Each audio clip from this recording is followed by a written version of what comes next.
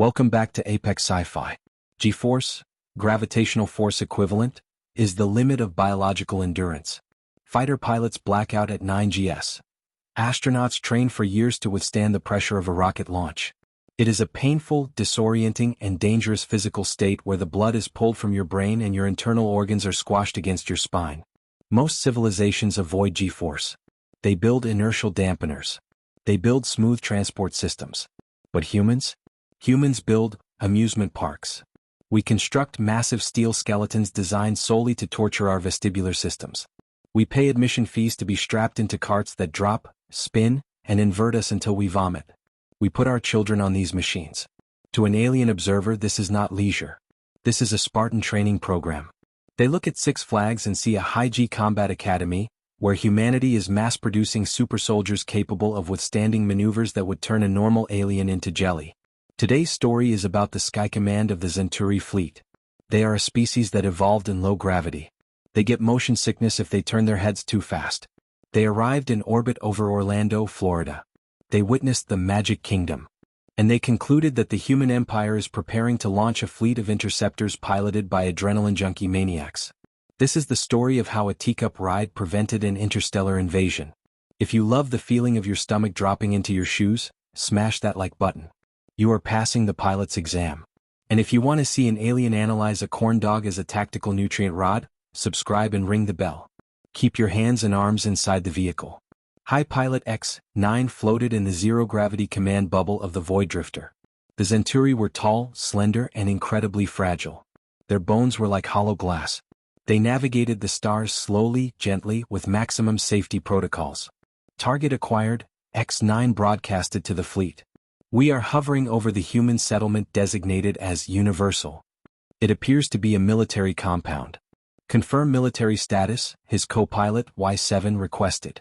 Visual confirmation, X-9 said, zooming the sensors. I see massive metal structures, tracks, launch rails, and thousands of humans queuing in organized lines to undergo the trials. Are they forced? Y7 asked. Are they prisoners? Negative. They seem eager. They run towards the machines. They exchange currency for the privilege of being tortured. Look at the fast pass lanes. The elite soldiers pay extra to skip the rest period and enter the simulator immediately. They are zealous. The aliens focused their attention on a structure known as the Hulk. It was a green tangle of twisted steel. A launch tube pointed upwards. Observe, X-9 narrated with horror. The subjects are strapped into the sled. The restraints are heavy. They lock the shoulders. This suggests violent acceleration. Launch in 3, 2, whoosh. The coaster cart shot out of the tube. 0 to 40 miles per hour in 2 seconds. Velocity spike. Y7 screamed. They have accelerated to combat speeds instantly. The G-force must be crushing their chest. How are they not unconscious? The cart entered the Cobra roll. It flipped upside down. Inversion. X-9 gasped. They are flying inverted without a canopy. They are exposed to the atmosphere. Look at their hands. Their hands? They are raising their hands. X-9 zoomed in. They are surrendering to the physics. No, wait, it is a taunt. They are mocking gravity. They lift their manipulators to show that they do not need to hold on. They trust their core strength. They are showing the universe that they are aerodynamic gods. The cart twisted, dove, and spiraled. The sensors picked up the audio. Scream. They are screaming, Y7 noted, trembling. Is it pain? No, X-9 analyzed. If it were pain, they would pass out. This is a war cry. A collective roar of adrenaline. They are psyching themselves up for the kill. The ride ended. The cart slammed into the brakes. The humans stumbled off.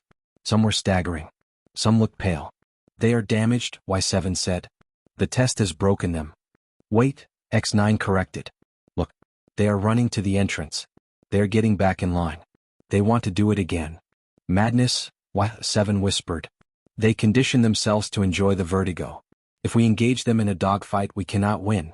They will pull maneuvers that will snap our necks, and they will laugh while doing it. The aliens moved their scan to the kid zone. High Pilot, Y7 said. I have detected smaller biologicals. Larvae. Are they in the nursery? No. They are in the teacups. X-9 looked at the screen. He saw the spinning pastel cups. The centrifuge, X-9 realized. The rotational torture chamber. They watched as the cups spun on a central axis, while the individual cups spun on their own axis. Double rotation, X9 gagged just looking at it. The Coriolis effect alone would liquefy a Centauri brain. Inside the cups, small human children were grabbing the center wheel. What are they doing? Y7 asked. They are spinning it faster, X9 said, horrified. The machine is not fast enough for them. The larvae are manually increasing the RPM. They crave the dizziness. They are training their inner ears to be immune to disorientation. If the children can handle 4 gs of rotation, Y7 calculated, the adults must be capable of surviving a black hole. The scan moved to the drop tower. A ring of humans was lifted 300 feet into the air. They sat there, legs dangling. The drop test, X9 noted. Simulating a failed engine during atmospheric re-entry. Click. The cart dropped. Free fall. They plummeted towards the concrete. At the last second, magnetic brakes kicked in. Impact averted, Y7 exhaled. That was too close. Their heart rates must be critical. The humans walked off eating churros. They are eating? X9 asked. Immediately after free fall? They are consuming biomass while their stomachs are still settling? Their digestive tracts are made of iron. Speaking of food, the aliens analyzed the concession stands. Analyze the rations, X9 ordered. Subject, funnel cake, Y7 reported. Composition, fried dough, sugar, fat. Caloric density, extreme. It is a brick of pure energy designed to fuel a soldier for a week. And that? X9 pointed to a corn dog. Subject, corn dog. A cylinder of processed meat encased in a grain shield, impaled on a wooden spike. It is a tactical nutrient rod. They eat it while walking. It is efficient combat feeding. They are monsters, X9 shuddered. They eat fried energy, strap themselves into centrifuges, scream at the sky, and pay a month's wages for the privilege. Suddenly, a problem occurred on the ground. A roller coaster got stuck on the lift hill. Malfunction. Y7 alerted. The machine has failed. The soldiers are trapped 200 feet in the air. Now we will see their fear, X9 said. Now they will panic. The humans sat in the cart. They looked around. They took out their phones. They took selfies. Selfies? X9 asked. They are documenting their peril? They are smiling? They are fearless, high pilot. They trust the steel. Or they simply do not care if they fall. They have no survival instinct. X9 turned his command bubble away from the view. He couldn't take it anymore. The sight of the tilt-a-whirl was making him nauseous. We must abort the invasion, X9 declared. But high pilot, our fleet is superior. We have lasers. Lasers are useless against pilots who can endure 5 gs while eating a turkey leg. X9 snapped. Imagine them in starfighters. They would disable their own safety limiters just to feel the kick. They would ram us for fun. They would turn the battle into a ride. A ride. Yes. They would put their hands in the air and scream, whoa, while blowing us up. I cannot fight a species that treats war like a theme park. The Void Drifter engaged its smooth, inertial-dampened engines. They left the solar system slowly, ensuring no one got motion sickness. They marked Earth on the galactic map with a spinning icon. Warning, inhabitants are adrenaline addicts. Planet is a giant centrifuge. Do not approach unless you have a cast-iron stomach. Back at Six Flags, the coaster finally crested the hill. The drop came. The humans screamed. And somewhere in the back row, a guy named Kevin threw up. To us it was gross.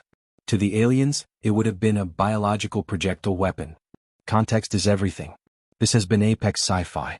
The next time you are waiting in line for 2 hours to ride a 30-second coaster, remember, you are terrifying the aliens with your patience and grit. If you are a coaster enthusiast, hit that like button. Comment below, what is the scariest ride you've ever been on? And did you keep your hands up? Subscribe. And please secure all loose articles. Ride complete.